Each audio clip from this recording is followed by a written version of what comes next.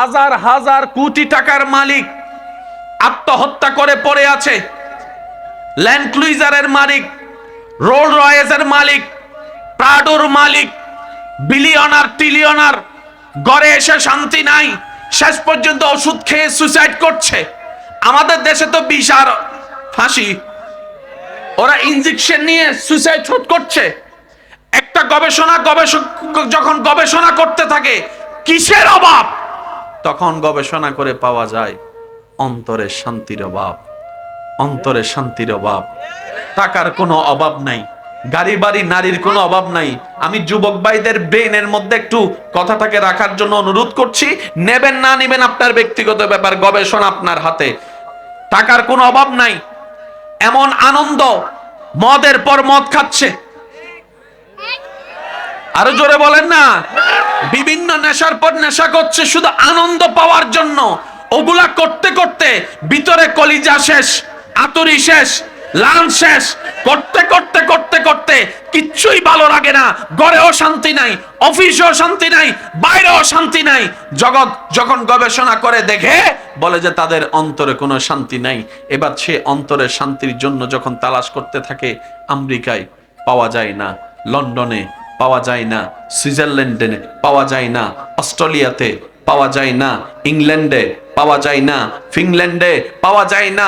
কিরে নাই নাই, কোথাও নাই, আছে কোথায়? এবার সে বান্দা যখন কিছুক্ষণ সময় নিজের সৃষ্টিকর্তার ধ্যানে বসে গেল, জিকিরে বসে গেল, নামাজের সিজদায় চলে গেল, ওই শান্তির দেখা সে এখানে পেয়েছে। সুবহানাল্লাহ। রব বলছেন আলা বিযিকরিল্লাহি তাতমাইন্নুল কুলুব। বান্দা তুই মান, তুই না মান, তোর ব্যক্তিগত ব্যাপার, কিন্তু তোর অন্তরের শান্তিটা আমি আল্লাহ আমার স্মরণের সাথে সম্পৃক্ত করে দিয়েছি। এবার আমরা কি সবাই এখানে যারা বসে আছি সবাই আল্লাহর ওলি? বলেন না, আমরা কি সবাই আল্লাহর ওলি? আল্লাহর কোন প্রিয় বান্দা হইতে পারছি? কিন্তু আপনারা একটা আমি মতামত নিব, যার যেটা মন চাই উত্তর দিবেন। এই পর্যন্ত যারা অজু করেছেন, অজু করার পরে নিজের ভিতরে একটা ফ্রেশ ফ্রেশ ভাব লাগলে লাগে বলে, নালে নাই কইয়েন, লাগছে নি?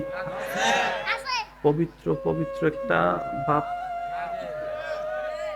মেজাজ কি গরম থাকে না? মুখে কি রাগ থাকে না হাসি থাকে? এবার আপনি স্ট্রোক থেকে যদি বাঁচতে চান, আপনাকে রাগ থেকে বাঁচতে হবে। আপনি যদি হাই প্রেসার থেকে বাঁচতে চান, আপনাকে অতিরিক্ত দুশ্চিন্তা এবং আপনাকে মেজাজ গরম থেকে বাঁচতে হবে। পৃথিবীর বুকে মেজাজ ঠান্ডা করার কোনো ওষুধ কেউ আবিষ্কার করতে পারেনি যেটার মধ্যে কোনো সাইড এফেক্ট নাই। কিন্তু ইসলাম, নবী রাহমাতুল্লিল আলামিন বলে, যদি তোমার রাগ লাগে দাঁড়িয়ে থাকো, তুমি বসে যাও, বসে থাকলে শুয়ে যাও, শোয়ার পরও যদি রাগ না কমে, ও আমার উম্মত, তুমি অজু করে পেলো, তুমি অজু করে নাও, তুমি অজু করে নাও। সুবহানাল্লাহ।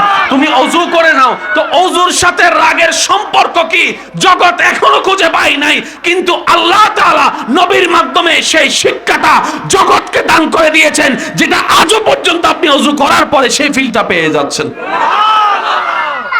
এবার বলেন, অজুটা করছি কিসের জন্য? নামাজের জন্য। বলেন না কিসের জন্য?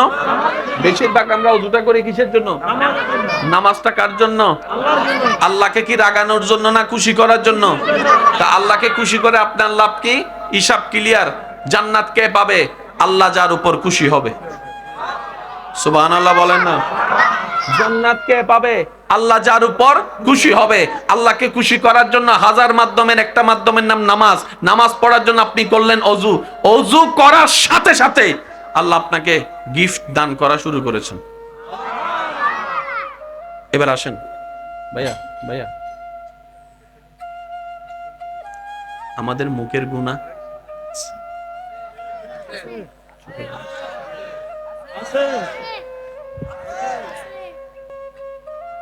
নবী বলছেন, তোমরা আল্লাহর দরবারে যাওয়ার আগে একটু উজু করে নাও। ফাগসিলু উজুহাকুম, শুরু। নবী বলছে আগে হাত ধো।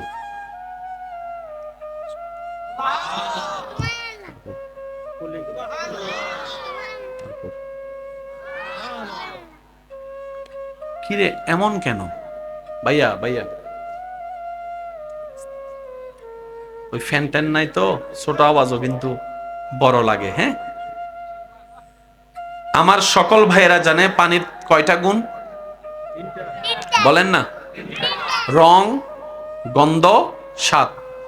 রং, গন্ধ, তিনটা থেকে যদি একটা নষ্ট হয় দুইটা পাওয়া যায়, অজু করা যাবে। বলেন না, অজু করা যদি তিনটা থেকে দুইটা গুণ নষ্ট হয়ে যায়, একটা গুণ থাকে, তাহলে অজু করা। একটু সবাই মিলে বলেন, অজু করা। এবার নবী বলছেন আল্লাহর দরবারে যাওয়ার জন্য অজুর দরকার। অজুটা করার জন্য মুখ ধোয়া দরকার। মুখ ধোয়ার আগে পানিটা কেমন তুমি আগে যাচাই করো, হাতে নাও, রংটা দেখা হয়ে যাবে। এরপর তুমি মুখে নাও, স্বাদ দেখা হয়ে যাবে। এরপর তুমি নাকে নাও, গন্ধ দেখা হয়ে যাবে। যখন তিনটা ক্লিয়ারেন্স পাবা, তারপরে তুমি চেহারা দৌত করো। এটার নাম ইসলাম। আরেকটু জোরে বলেন না। আমাদের সব জায়গায় গুনাহ আছে না নাই? আল্লাহ তাআলা বলছেন ওযু কর। এবার আমরা করছি আল্লাহকে খুশি করার জন্য, নামাজ পড়ার জন্য ওযু। হাতটা ধুতে না ধুতেই আল্লাহ পাক বলে, ফেরেশতারে কত ফোঁটা পানি পড়তেছে হাত থেকে দেখতো, গণ। আল্লাহ কেন গো? রব বলে যে প্রত্যেক ফোঁটাই হাতের গুনাহ। এবার আপনি হাত থেকে গেলেন মুখে, কুলিতে গুনাহ মাফ, নাক ধোয়াতে পানি গুনাহ মাফ, চেহারা ধোয়াতে গুনাহ মাফ, হাত ধোয়াতে, প্রত্যেকটা জায়গায় পানির সাথে সাথে গুনাহ জড়তেছে জড়তেছে জড়তেছে জড়তেছে জড়তেছে জড়তেছে জড়তেছে। এই একটা বেনিফিট আপনার যোগ হলো, তো গুনাহ এনা ঝরে গেল, সওয়াবের জায়গাটা খালি রয়ে গেল না? রব বলে যে গুনাহও ঝরাই দিলাম, সওয়াবেরও ব্যবস্থা করে দিলাম। কারণ আমার বান্দা আমি রবের দরবারে সময় ব্যয় করবে, লসে থাকবে, সেটা কখনোই হতে পারে না। বলেন সুবহান। আফসোস আমাদের জন্য, আমরা সেই সুযোগগুলা নিতে, ভাইয়া বলেন না, নিতে। আল্লাহ এত সুযোগ করে দিয়েছে, ওলামায়ে কেরাম হয়তো আমার সাথে একমত হবেন, জান্নাত পাওয়ার সবচাইতে যদি অধিকার এবং সুযোগ বেশি থাকে কারো, আল্লাহ আমাদের কি সুযোগটা বেশি দিয়েছেন। জান্নাতের দরজার কাছেই আমাদের কদমটাকে আল্লাহ রেখে দিয়েছে, শুধু একটা কদম দিলেই জান্নাত। কিন্তু আফসোস আমাদের জন্য, তারপরে দৌড়ে যাইতেছি পিছনে। আফসোস। কষ্ট নিচ্ছেন আমার কথায়? একটা কথা মনে রেখেন, ঝগড়া করেন আর তর্ক করেন, সব থেকে যাব, সব ফালাই একাই কবরে যাওয়া লাগবে। নিজে বাঁচলে বাপের নাম। আমার কবর কিভাবে আলোকিত করতে হবে আমাকে চিন্তা করতে হবে, আপনার কবর কিভাবে আলোকিত করবেন এটা আপনার ব্যক্তিগত ব্যাপার। তর্ক কি হয়েছে এটা আর মনে থাকবে না কবরে। কবরের জগৎ ভিন্ন জগৎ। আল্লাহ আমাদের সবাইকে কবরের নিয়ামত অর্জন করার তৌফিক দান করুন। এবার ওযুটা শেষ করার পরে আপনি মসজিদ অভিমুখে রওনা হলেন। আপনার থেকে মসজিদের দূরত্ব 50 কদম। কত কদম? রব বলে যে ফেরেশতা মসজিদ পর্যন্ত যেতে আমার বান্দার কয় কদম লাগে গণতে থাকো। আল্লাহ কেন? রব বলে যে প্রত্যেকটা কদমে কদমে গুনাহ মাফ করে দিব, সওয়াবের ব্যবস্থাও করে দিব। এবার আপনি আস্তে আস্তে মসজিদের কাছে গেলেন। মসজিদের, আচ্ছা ঢুকা আগে না দেখা আগে? একটু বলেন না, ঢুকা আগে না দেখা আগে? এবার আপনি মসজিদের কাছে গিয়ে দূর থেকে মসজিদটাকে দেখেছেন, নরমাল, কোনো ফিল নাই, এমনি নরমাল, এটার জন্য আলাদা সওয়াব। আর যদি এই ফিলে দেখতে পারেন, এটা তো আমার রবের ঘর, মসজিদু বাইতুল্লাহ, এটা তো আমার রবের ঘর, এটার জন্য সওয়াব আলাদা দেওয়া হবে। এবার আপনি মসজিদে ঢুকলেন, ঢুকার জন্য আলাদা সওয়াব। সুবহানাল্লাহ, একটু জোরে বলেন। এবার আপনি মসজিদে একটু হেঁটে গেলেন, ওটার জন্য আলাদা সওয়াব। এবার আপনি নামাজ পড়লেন, এটার জন্য আলাদা সওয়াব। এবার আপনি ফরজ নামাজের জন্য ইমামের একামতের জন্য অপেক্ষা করছেন, প্রত্যেকটা সেকেন্ডে আলাদা সওয়াব। আর একটু জোরে বলেন না। এবার মসজিদ থেকে বের হয়েছেন, বের হওয়ার সময় চিন্তা করছেন পরবর্তী ওয়াক্তের নামাজটা আল্লাহ যদি দয়া করে আমি পড়বো, সেখান থেকে ওয়াক্তটা আসা নামাজটা পড়া পর্যন্ত আপনার আমলনামায় নিয়তের কারণে সওয়াব। এবার আওয়াজ দিয়ে বলেন, জান্নাতে যাওয়ার জন্য সওয়াবের দরকার আছে না নাই? আল্লাহ তাআলা মেহেরবানি করে আমরা নবীর উম্মতের জন্য সওয়াব অর্জন করা এমন এমন সহজ করে দিয়েছেন। আল্লাহর নবীর উম্মত হওয়ার কারণে আল্লাহ তাআলা বলে, আমার কোনো বান্দা যদি একজন আরেকজনের দিকে তাকিয়ে মুস্কি হাসে, ওই হাসার কারণে সদকায়ে জারিয়ার সওয়াব তাদেরকে দেওয়া হবে। আর কান্না করলে আমি আল্লাহ মেহেরবান তার গুনাহ মাফ করে দিব। হাসলো লাভ, কানলো লাভ, এটার নাম ইসলাম। সুবহানাল্লাহ, আর একটু জোরে বলা যাবে না? এক ভাইয়ের সাথে আরেক ভাইয়ের দেখা হয়েছে। আসসালামু আলাইকুম। ওয়ালাইকুম আসসালাম। এর ভাই কেমন আছো? মাত্র 20 সেকেন্ড। কই যাও? বাজারে যাই। আচ্ছা ভাই দোয়া করো। আসসালামু আলাইকুম। ওয়ালাইকুম সালাম। 20 সেকেন্ডে কেউ কখনো হিসাব করতে পারে না, কিন্তু আমাদের মালিক এমন একজন মালিক যিনি পার সেকেন্ডের হিসাব রাখেন। মিস কল জররা পার সেকেন্ডের হিসাব রাখেন। এবার রাস্তায় দেখা, আপনি যে দেখা করেছেন, কথা বলেছেন, এটা হচ্ছে সৌজন্যবোধ। এটা কি? না করলে মাইন্ড করবে, কথা না বললে কি করবে? মাইন্ড করবে। ওই মাইন্ডটা না করার জন্য আপনি দিন আসসালামু আলাইকুম, উনি বলছেন ওয়ালাইকুম সালাম। রব বলে যে দুইজনের সালামের কারণে সওয়াব দাও, গুনাহ মাফ করো। এবার দুইজন ভাই ফরমালিটি রক্ষা করার জন্য মুসাফা করলেন, রব বলে যে তাদের হাত ছোটার আগে গুনাহ মাফ। আরো জোরে বলেন। এক ভাই আরেক ভাইয়ের সাথে যে কৌশল বিনিময় করছে, হেসে হেসে ভাইয়া কেমন আছেন, এই হাসার কারণে সদকায়ে জারিয়ার সওয়াব। শুধু নবী রাহমাতুল লিল আলামিনের উম্মত হওয়ার কারণে। এই সৌভাগ্য আগের যুগের কেউ, একটু বলতে হবে, আগের যুগের কেউ এই কোরআনে সওয়াব আর সওয়াব তো পড়লে, তো অর্থ বুঝে পড়লে, তাফসীর বুঝে পড়লে অডেল সওয়াব। তো নবী বলে, আল্লাহ আমার সব উম্মত তো আর অর্থ বুঝে পড়তে পারবে না, সে জ্ঞান থাকবে না, অন্যরা তো বঞ্চিত হয়ে যাবে। রব বলে যে আপনার উম্মতকে জানিয়ে দিন, অর্থ না বুঝে পড়লো সেটার জন্য আলাদা সওয়াব। এবারে নবী বলে, আল্লাহ আমার সব উম্মত তো পড়তে জানবে না, তাহলে তো অন্যরা বঞ্চিত হয়ে যাবে। নবী বলছে, আল্লাহ পাক বলছেন, হে নবী আপনি বলে দিন তাদেরকে যে কোরআন তেলাওয়াত করে তার সামনে সেজন্য মনোযোগ দিয়ে কোরআন তেলাওয়াতটা শুনে, শোনার জন্য সওয়াব আলাদা দিয়ে দিব। সুবহানাল্লাহ। নবী বলে, আল্লাহ অনেক বোবারা তো পড়তে জানে না, রব বলে যে তাদেরকে চোখ দিয়ে তাকাইতে বলেন, চোখ দিয়ে দেখলো কোরআনের আয়াত, আমি আল্লাহ সওয়াবের ব্যবস্থা করে দেব। মানে আপনার জন্য আমার জন্য সওয়াব অর্জন করাটা আল্লাহ তাআলা একদম সহজ করে দিয়েছেন।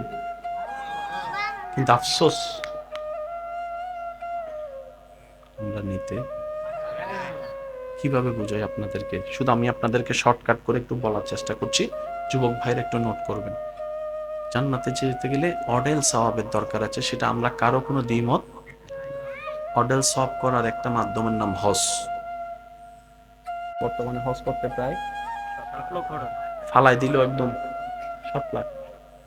অনুষাঙ্গিক খরচ বাদতে 7 লাখ। 7 লাখ কি সবার আছে?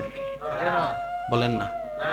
কিন্তু কাবা দেখার তৃষ্ণা প্রত্যেকটা হৃদয়ের মধ্যে আছে। সচক্ষে যদি একবার কাবাকে দেখার সুযোগ হয়, সে স্বপ্নে অনেক আশেকানরা রাত দিন পার করছে রবের দরবারে দোয়া করে।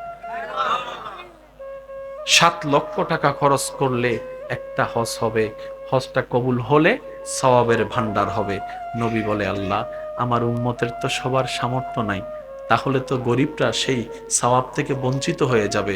আল্লাহ একটু দয়া করে সহজ করে দাও না। কেননা আগের যুগের নবীর উম্মতের হায়াত ছিল 600 বছর, 700 বছর, 800 বছর, 900 বছর। আমার উম্মতের হায়াত 50-60 বছরের বেশি আর থাকেও না। এই ভিতরে তাদের গুনাহ বেশি, সওয়াব কম। আমার উম্মত যদি আটকায় যায়, আল্লাহ হাসরের ময়দানে আমি কিন্তু আমার উম্মতকে ফেলে জান্নাতে ঢুকবো না। এবার রব কেমন সুন্দর করে কাজটা সহজ করে দিচ্ছেন দেখেন। আল্লাহ তাআলা বলে, আমি আপনার উম্মতের জন্য হজ ফরজ করেছি, কিন্তু সবার জন্য নয়। যাদের সামর্থ্য আছে তাদের জন্য হজ ফরজ করেছি, যাদের সামর্থ্য নাই তাদেরকে হজ নিয়ে প্রশ্ন করাও হবে না। এবার আমার যুবক ভাইয়ের আওয়াজ দিয়ে বলেন, আল্লাহ আমাদের জন্য একটা বাঁচার অপশন দিছে কি দেয় নাই?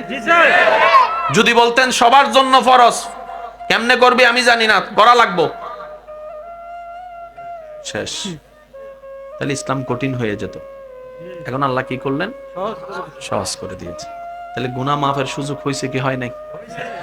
তো নবী বলে, আল্লাহ তুমি দয়া করে মাফে না করে দিয়েছো, তুমি তো সওয়াব দিতে তোমার বান্দারে কমতি নাই, একটু দয়া করো না যেন আমার বান্দা আমার উম্মতেরা সওয়াবটা পেয়ে যায়। রব বলে যে আপনার উম্মতকে বলবেন মায়ার নজরে মা বাবার চেহারার দিকে তাকাতে, চেহারার দিকে তাকালে আমি আল্লাহ মকবুল হজের সওয়াব লিখে দিব। 7 লাখ টাকা বাঁচাই দিছে। কার চেহারা? একটু সবাই মিলে বলেন, কার চেহারা? এবার আপনার মা বাবার সাথে আপনার ডেলি কয়বার দেখা হয়? নিজের প্রশ্ন নিজেকে করেন। যদি ডেলি 5 বার দেখা হয়, সুবহানাল্লাহ বলবেন না? তো সেজন্য আমার যুবক ভাইদেরকে আমি একটা পরামর্শ দিব, পারলে গ্রহণ করেন। মায়ার নজরে, ভালোবাসার নজরে, শ্রদ্ধার নজরে মা বাবার চেহারার দিকে তাকাইলে শর্ত এটাই, অন্তরে শান্তির অভাব, অন্তরে শান্তির অভাব। টাকার কোনো অভাব নাই, গাড়ি বাড়ি নারীর কোনো অভাব নাই। আমি যুবক ভাইদের ব্রেনের মধ্যে একটু কথাটাকে রাখার জন্য অনুরোধ করছি। নেবেন না নেবেন আপনার ব্যক্তিগত ব্যাপার, গবেষণা আপনার হাতে। টাকার কোনো অভাব নাই, এমন আনন্দ, মদের পর মদ খাচ্ছে, আরো জোরে বলেন না, বিভিন্ন নেশার পর নেশা করছে শুধু আনন্দ পাওয়ার জন্য। ওগুলা করতে করতে ভিতরে কলিজা শেষ, আতুরি শেষ, লান শেষ, করতে করতে করতে করতে কিচ্ছুই ভালো লাগে না। ঘরেও শান্তি নাই, অফিসেও শান্তি নাই, বাইরেও শান্তি নাই। জগৎ যখন গবেষণা করে দেখে বলে যে তাদের অন্তরে কোনো শান্তি নাই। এবার সে অন্তরের শান্তির জন্য যখন তালাশ করতে থাকে, আমেরিকায় পাওয়া যায় না, লন্ডনে পাওয়া যায় না, সুইজারল্যান্ডে পাওয়া যায় না, অস্ট্রেলিয়াতে পাওয়া যায় না, ইংল্যান্ডে পাওয়া যায় না, ফিনল্যান্ডে পাওয়া যায় না। কিরে নাই নাই, কোথাও নাই, আছে কোথায়? এবার সে বান্দা যখন কিছুক্ষণ সময় নিজের সৃষ্টিকর্তার ধ্যানে বসে গেল, জিকিরে বসে গেল, নামাজের সিজদায় চলে গেল, ওই শান্তির দেখা সে এখানে পেয়েছে। সুবহানাল্লাহ। মনে রাখবেন, কোরআনের এক একটা শব্দ এক একটা বিশাল সমুদ্র। সুবহানাল্লাহ কইতেন না? মন মতো সুবহানাল্লাহ পাই নাই, আরো জোরে বলেন। রব বলছেন, আলা বিযিকরিল্লাহি তাতমাইন্নুল কুলুব। বান্দা তুই মান, তুই না মান, তোর ব্যক্তিগত ব্যাপার, কিন্তু তোর অন্তরের শান্তিটা আমি আল্লাহ আমার স্মরণের সাথে সম্পৃক্ত করে দিয়েছি। এবার আমরা কি সবাই এখানে যারা বসে আছি সবাই আল্লাহর ওলি? বলেন না, আমরা কি সবাই আল্লাহর ওলি? আল্লাহর কোনো প্রিয় বান্দা হইতে পারছি? কিন্তু আপনারা একটা আমি মতামত নিব, যার যেটা মন চাই উত্তর দিবেন। এই পর্যন্ত যারা অজু করেছেন, অজু করার পরে নিজের ভিতরে একটা ফ্রেশ ফ্রেশ ভাব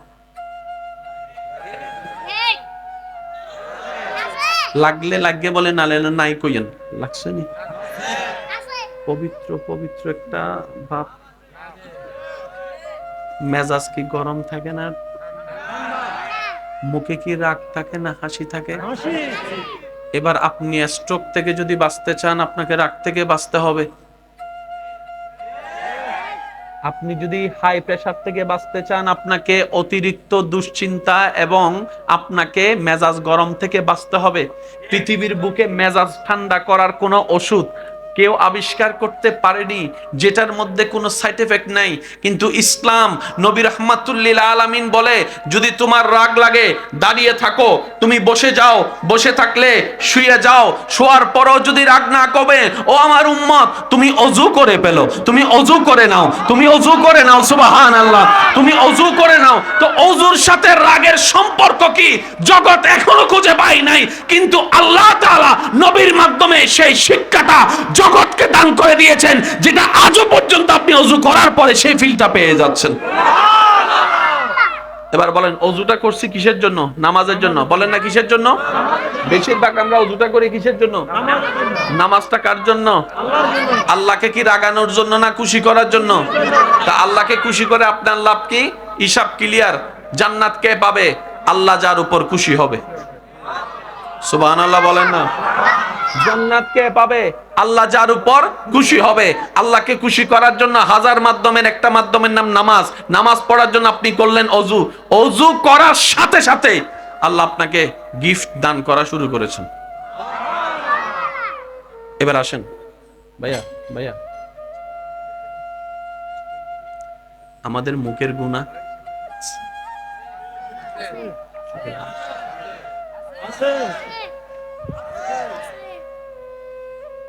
নবী বলছেন, তোমরা আল্লাহর দরবারে যাওয়ার আগে একটু উজু করে নাও।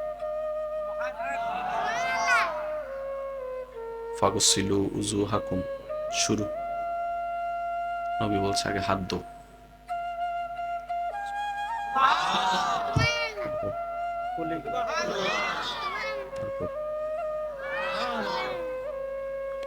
কিরে এমন কেন? ভাইয়া, ভাইয়া, ওই ফ্যান ট্যান নাই তো, ছোট আওয়াজও কিন্তু বড় লাগে। হ্যাঁ, আমার সকল ভাইয়েরা জানে পানির কয়টা গুণ? বলেন না। রং, গন্ধ, স্বাদ। রং, গন্ধ, তিনটা থেকে যদি একটা নষ্ট হয়, দুইটা পাওয়া যায়। অজু করা যাবে? বলেন না, অজু করা। যদি তিনটা থেকে দুইটা গুণ নষ্ট হয়ে যায়, একটা গুণ থাকে, তাহলে অজু করা। একটু সবাই মিলে বলেন, অজু করা। এবার নবী বলছেন, আল্লাহর দরবারে যাওয়ার জন্য অজুর দরকার। অজুটা করার জন্য মুখ ধোয়া দরকার। মুখ ধোয়ার আগে পানিটা কেমন তুমি আগে যাচাই করো, হাতে নাও, রংটা দেখা হয়ে যাবে। এরপর তুমি মুখে নাও, স্বাদ দেখা হয়ে যাবে। এরপর তুমি নাকে নাও, গন্ধ দেখা হয়ে যাবে। যখন তিনটা ক্লিয়ারেন্স পাবা, তারপরে তুমি চেহারা ধৌত করো। এটার নাম ইসলাম। আরেকটু জোরে বলেন না। আমাদের সব জায়গায় গুনাহ আছে না নাই?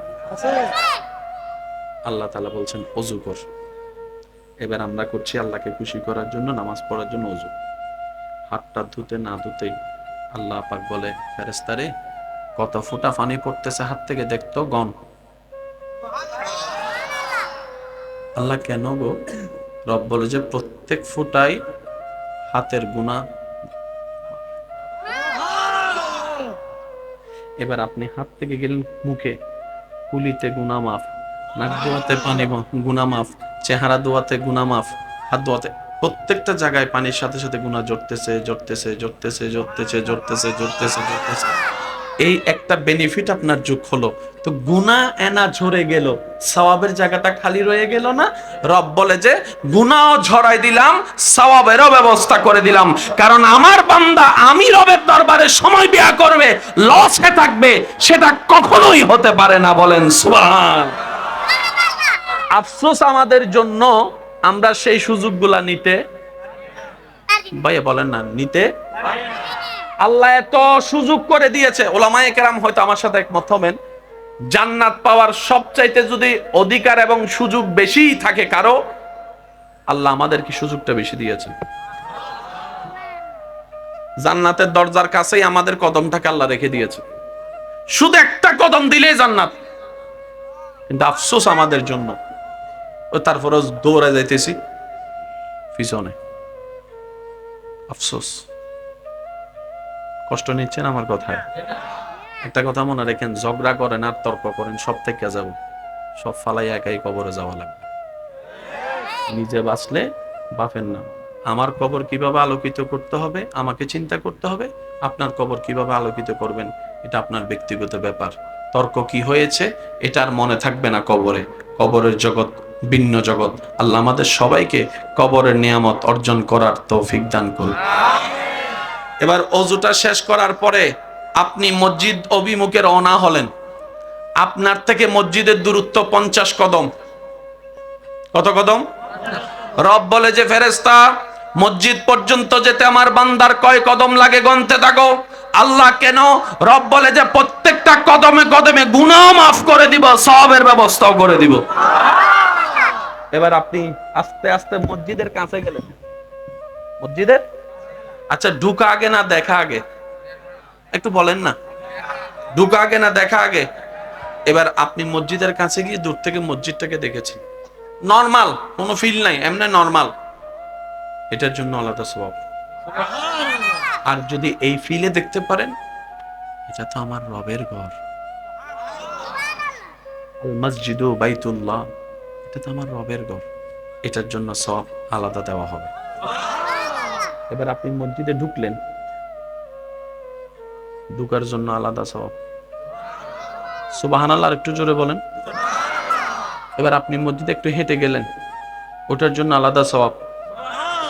এবার আপনি নামাজ পড়লেন, এটার জন্য আলাদা সওয়াব। এবার আপনি ফরজ নামাজের জন্য ইমামের একামতের জন্য অপেক্ষা করছেন, প্রত্যেকটা সেকেন্ডে আলাদা সওয়াব। আর একটু জোরে বলেন না। এবার মসজিদ থেকে বের হয়েছেন, বের হওয়ার সময় চিন্তা করছেন পরবর্তী ওয়াক্তের নামাজটা আল্লাহ যদি দয়া করে আমি পড়বো, সেখান থেকে ওয়াক্তটা আসা নামাজটা পড়া পর্যন্ত আপনার আমলনামায় নিয়তের কারণে সওয়াব। এবার আওয়াজ দিয়ে বলেন, জান্নাতে যাওয়ার জন্য সওয়াবের দরকার আছে না নাই? আল্লাহ তাআলা মেহেরবানি করে আমরা নবীর উম্মতের জন্য সওয়াব অর্জন করা এমন এমন সহজ করে দিয়েছেন। আল্লাহর নবীর উম্মত হওয়ার কারণে আল্লাহ তাআলা বলে, আমার কোনো বান্দা যদি একজন আরেকজনের দিকে তাকিয়ে মুস্কি হাসে, ওই হাসার কারণে সদকায়ে জারিয়ার সওয়াব তাদেরকে দেওয়া হবে। আর কান্না করলে আমি আল্লাহ মেহেরবান তার গুনাহ মাফ করে দিব। হাসলো লাভ, কানলো লাভ, এটার নাম ইসলাম। সুবহানাল্লাহ, একটু জোরে বলা যাবে না? এক ভাইয়ের সাথে আরেক ভাইয়ের দেখা হয়েছে। আসসালামু আলাইকুম। ওয়ালাইকুম আসসালাম। এর ভাই কেমন আছো? মাত্র 20 সেকেন্ড। কই যাও? বাজারে যাই। আচ্ছা ভাই দোয়া করো। আসসালামু আলাইকুম। ওয়ালাইকুম সালাম। 20 সেকেন্ডে কেউ কখনো হিসাব করতে পারে না, কিন্তু আমাদের মালিক এমন একজন মালিক যিনি পার সেকেন্ডের হিসাব রাখেন। মিসকালা যাররা, পার সেকেন্ডের হিসাব রাখেন। এবার রাস্তায় দেখা, আপনি যে দেখা করেছেন, কথা বলেছেন, এটা হচ্ছে সৌজন্যবোধ। এটা কি? না করলে মাইন্ড করবে, কথা না বললে কি করবে? মাইন্ড করবে। ওই মাইন্ডটা না করার জন্য আপনি দিন আসসালামু আলাইকুম, উনি বলছেন ওয়ালাইকুম সালাম। রব বলে যে দুইজনের সালামের কারণে সওয়াব দাও, গুনাহ মাফ করো। এবার দুইজন ভাই ফর্মালিটি রক্ষা করার জন্য মুসাফা করলেন, রব বলে যে তাদের হাত ছোটার আগে গুনাহ মাফ। আরো জোরে বলেন। এক ভাই আরেক ভাইয়ের সাথে যে কৌশল বিনিময় করছে, হেসে হেসে ভাইয়া কেমন আছেন, এই হাসার কারণে সদকায়ে জারিয়ার সওয়াব। শুধু নবী রাহমাতুল লিল আলামিনের উম্মত হওয়ার কারণে। এই সৌভাগ্য আগের যুগের কেউ, একটু বলতে হবে, আগের যুগের কেউ এই কোরআনে সওয়াব আর সওয়াব তো পড়লে, তো অর্থ বুঝে পড়লে, তাফসীর বুঝে পড়লে অডেল সওয়াব। তো নবী বলে, আল্লাহ আমার সব উম্মত তো আর অর্থ বুঝে পড়তে পারবে না, সে জ্ঞান থাকবে না, অন্যরা তো বঞ্চিত হয়ে যাবে। রব বলে যে আপনার উম্মতকে জানিয়ে দিন, অর্থ না বুঝে পড়লো সেটার জন্য আলাদা সওয়াব। এবারে নবী বলে, আল্লাহ আমার সব উম্মত তো পড়তে জানবে না, তাহলে তো অন্যরা বঞ্চিত হয়ে যাবে। নবী বলছে, আল্লাহ পাক বলছেন, হে নবী আপনি বলে দিন তাদেরকে যে কোরআন তেলাওয়াত করে তার সামনে সেজন্য মনোযোগ দিয়ে কোরআন তেলাওয়াতটা শুনে, শোনার জন্য সওয়াব আলাদা দিয়ে দিব। সুবহানাল্লাহ। নবী বলে, আল্লাহ অনেক বোবারা তো পড়তে জানে না। রব বলে যে তাদেরকে চোখ দিয়ে তাকাইতে বলেন, চোখ দিয়ে দেখলো কোরআনের আয়াত, আমি আল্লাহ সওয়াবের ব্যবস্থা করে দিই। মানে আপনার জন্য আমার জন্য সওয়াব অর্জন করাটা আল্লাহ তাআলা একদম সহজ করে দিয়েছেন। কিন্তু আফসোস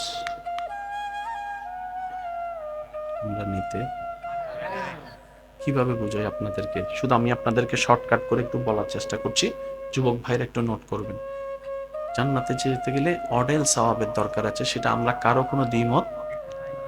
অডেল সওয়াব করার একটা মাধ্যমের নাম হজ। বর্তমানে হজ করতে প্রায় ফালাই দিল একদম 7 লাখ, অনুষাঙ্গিক খরচ বাদতে 7 লাখ। 7 লাখ কি সবার আছে? বলেন না। কিন্তু কাবা দেখার তৃষ্ণা প্রত্যেকটা হৃদয়ের মধ্যে আছে। সচক্ষে যদি একবার কাবাকে দেখার সুযোগ হয়, সে স্বপ্নে অনেক আশেকানরা রাত দিন পার করছে রবের দরবারে দোয়া করে। 7 লক্ষ টাকা খরচ করলে একটা হজ হবে, হজটা কবুল হলে সওয়াবের ভান্ডার হবে। নবী বলে, আল্লাহ আমার উম্মতের তো সবার সামর্থ্য নাই, তাহলে তো গরিবরা সেই সওয়াব থেকে বঞ্চিত হয়ে যাবে।